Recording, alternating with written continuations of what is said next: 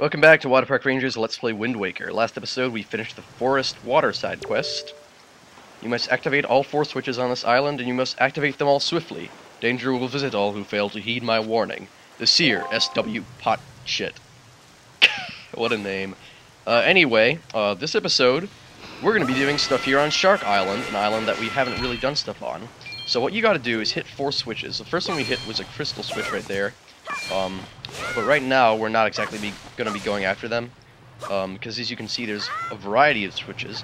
So I hit that one by mistake when I was cutting the grass, because these are actually all timed. You gotta hit them all roughly in the same amount of time in order to get them to fully activate what they're hiding. Each one has a different way of activating it. I think this might be a Skullhammer switch? No, it's Iron Boots. Yeah, so this is an Iron Boot switch. So we put down the Iron Boot switch first. Head over here. Which should we go after? We have a few. We could probably shoot that if we wanted to. Oh, are you kidding me? Alright, we got it. We might have to do this again because I timed this really horribly. Oh man, yeah, we're gonna have to do it again. I'm taking way too long. There's a floor switch to step on here. And the last one is a Skullhammer switch right there. Yeah, we took too long. Oh well. You know, I'm not even sure if I fully pressed down that Iron Boot switch. Maybe that's the one you have to do last? I'm not certain. Let's see, this time, did we get it? Wow, never mind, they actually give you a lot of time. Okay then. That was really weird. I thought that we had failed, but it turned out that we hadn't really hit that last one completely. Anyway, it opens up this cave here. It also made a whirlwind activate out there that you can fly up to get a blue choo-choo on top of the island. However, I've never gotten that one, and I never will, seeing as we don't really need the jelly anymore by this point. Might as well let one live. Instead, I recommend highly that you go into this cave, because it's actually pretty much the most fun cave in the game. I was really disappointed that Chugga Conroy didn't put this in his Let's Play, Wind Waker. I was really looking forward to the part where he'd go in here and have this battle.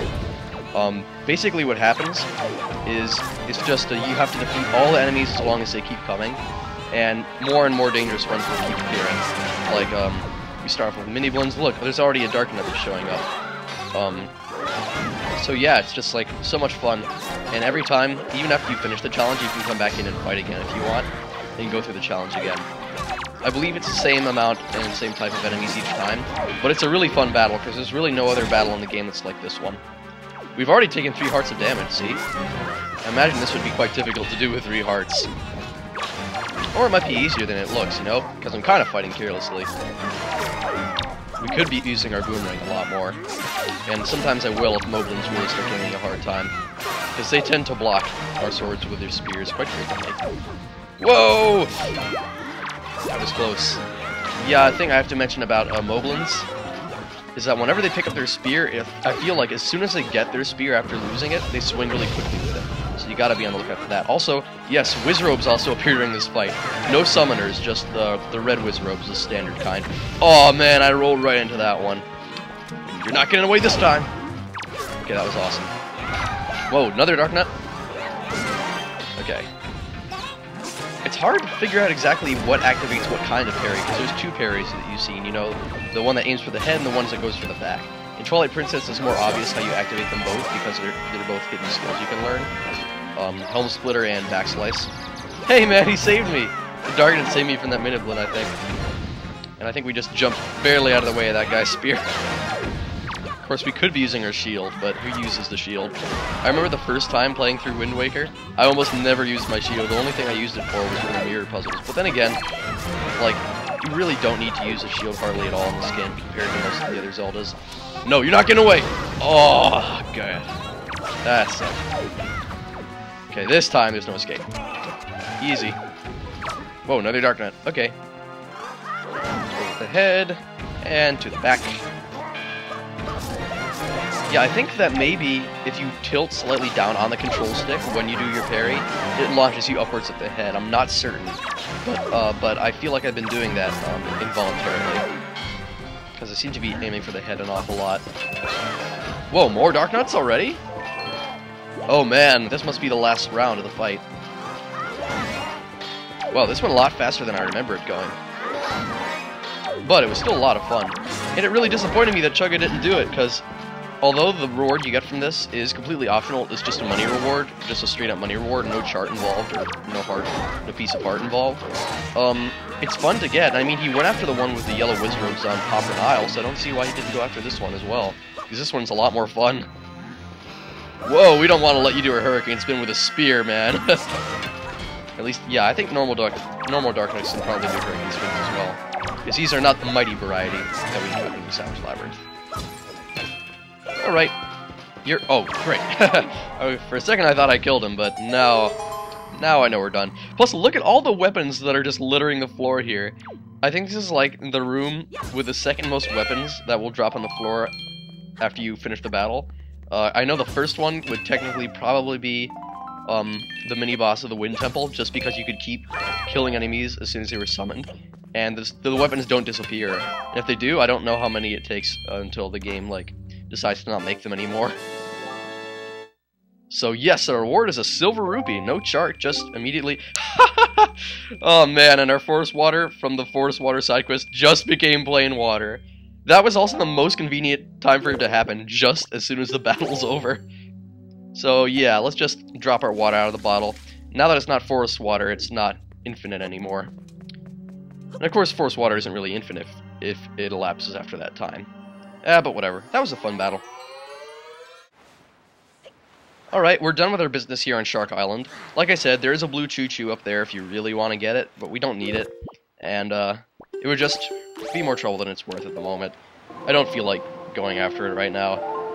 I guess it's kind of also a traditional thing, because I don't believe there's ever been a file where I've gone and killed that blue choo-choo, and I'm not about to start now. What can I say? I'm a creature of habit, in this case. Anyway, we're going to be sailing to the island located north of here, so I'll cut ahead and see you there. That island is Southern Triangle Island. I dropped by here only because there's a Triforce shard that we need to claim from it. There are a few sea hats around here, but since we're right on the treasure, we should be able to pull it up without getting... Oh man, that thing hit us from behind! Okay, I did not see that coming.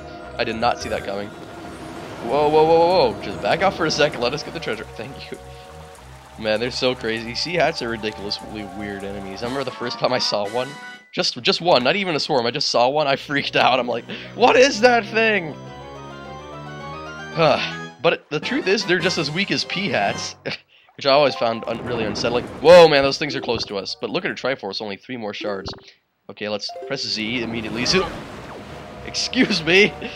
Let's press Z now and warp out of here. Is my Z button jammed? Okay, let's go.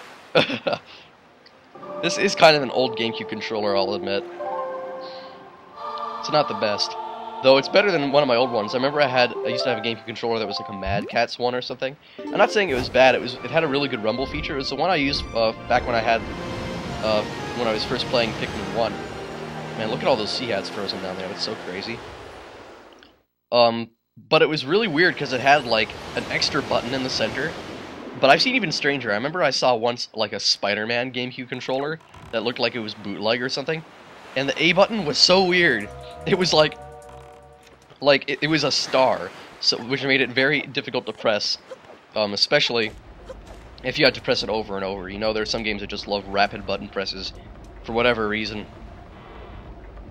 Then again, the combat in this game is kind of button mashy sometimes. But whatever, it's fun button mashy. I like it more than Kingdom Hearts 2, because you get to target in addition... Wait, never mind, you do that in Kingdom Hearts 2 as well. I don't know, I just like the flow of this game more. Like, Kingdom Hearts 2 is too fast-paced. Don't know I had to bring up that game of all things to compare it to. But as long as I was thinking about butt mashy things, I guess that's what comes to mind. It sounded like butt mashy, no, button mashy. Anyway, we just got the Overlook Island Triforce chart translated. We're gonna go after the next one, next episode. So, I'll see you then.